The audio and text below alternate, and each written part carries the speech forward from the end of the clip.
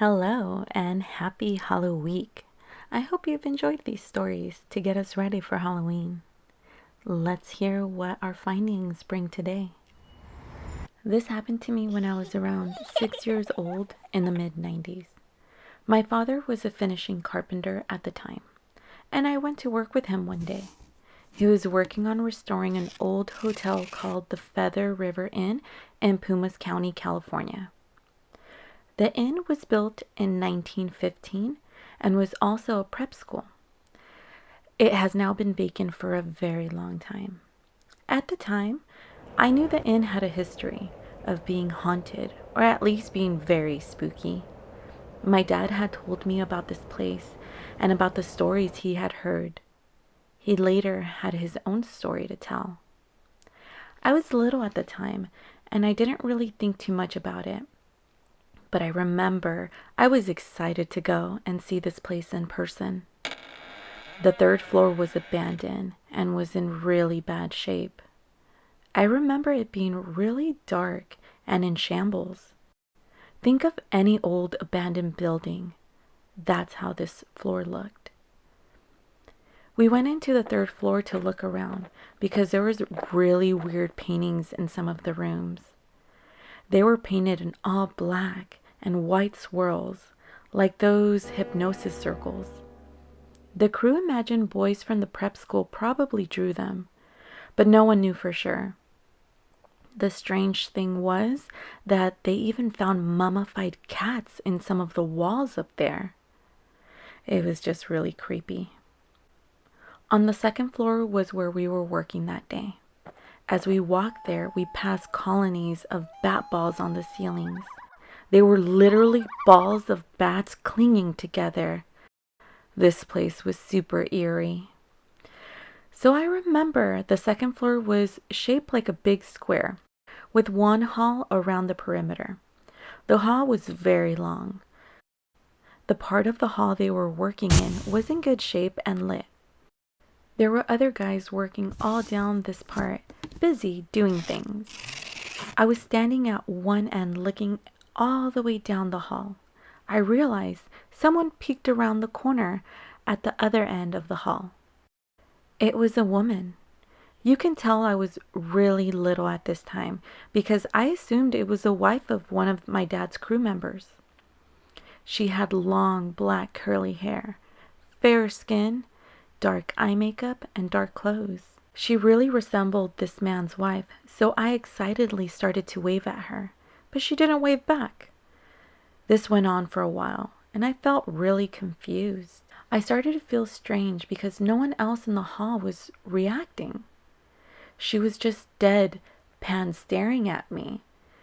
So I instinctively turned around to look behind me. Maybe she was waving past me. When I turned back, she was gone. I thought this was weird, so I walked down the hall and turned the corner.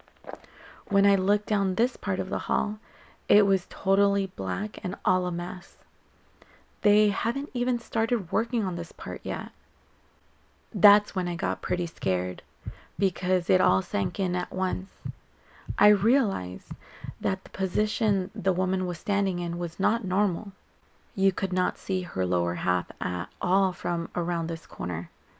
It was all just her upper half was sticking out from around the side. At that point, I realized her hair was not curly at all. It was just out of control. She wasn't fair-skinned. She was basically pure white.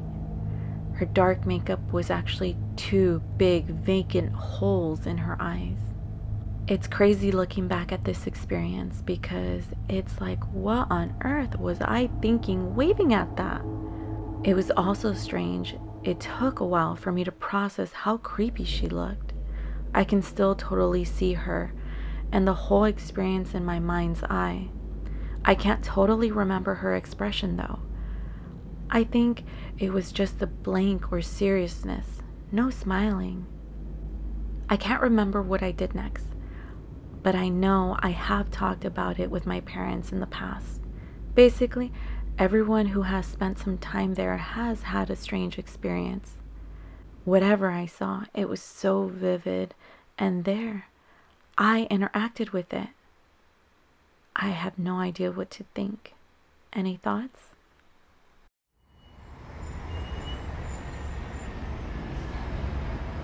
I was 7 at the time, visiting my home country. I was staying at my mother's sister's house. I was in the front yard. Before I continue, I need to explain how the front yard looks like. So, when you step outside the house, there's a big space with a gate in the front and some plants and little trees. We live on the right side of town with kind of the rich people. Anyways, my other aunt was there and her newborn baby, aka my baby cousin, and my older cousin was sitting next to me. Me and my cousin were playing with some coins, and my baby cousin was just about to laugh because I started to play with her. I was going to carry my baby cousin, and then I was about to drop her. Moved a little further from me and said, "You are too little to hold her." My cousin just looked at me and was about to start laughing at me. My aunt catches her and looks at me. A few seconds go by, and I decided to break the silence. So I asked my cousin if she had $1 because I wanted some candy that I wanted to share with her. She gave me money, and I went outside the gate and turned to the left. I started skipping to the store. As I was going, I saw this girl on the road. This girl was wearing a blue coat, which was weird because it was July and literally 100 degrees outside. She was on the floor and her ankles were bleeding. I picked her off the floor and asked what her name was. And I also asked if she was okay.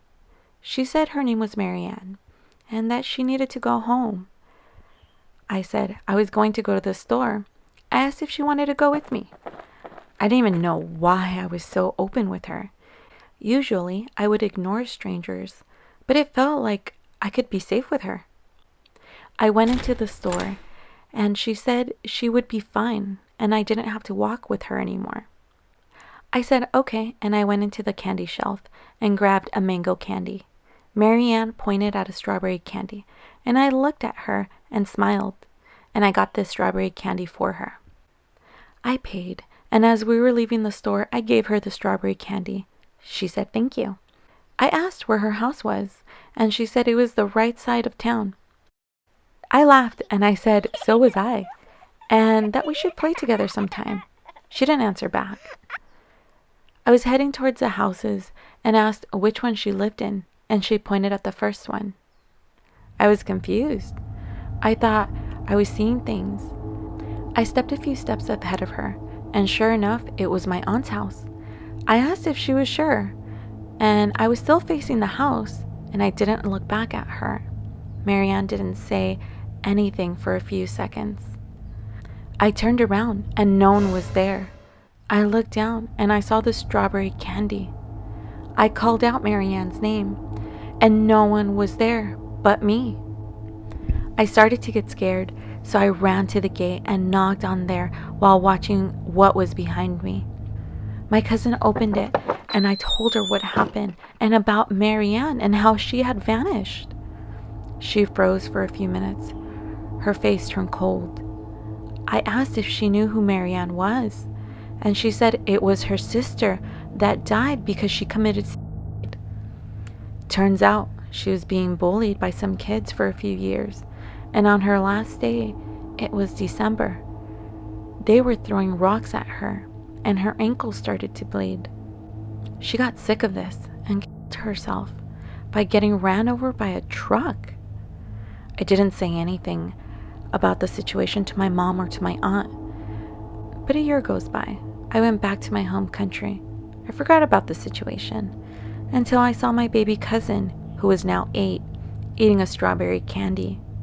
I asked my older cousin, who was next to me, if she remembered the situation, and she said she didn't. She didn't know what I was talking about.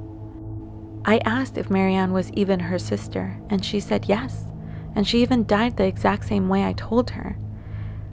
But she said that she never told me about her, and if she did, she would remember because she's never been open about her sister's death.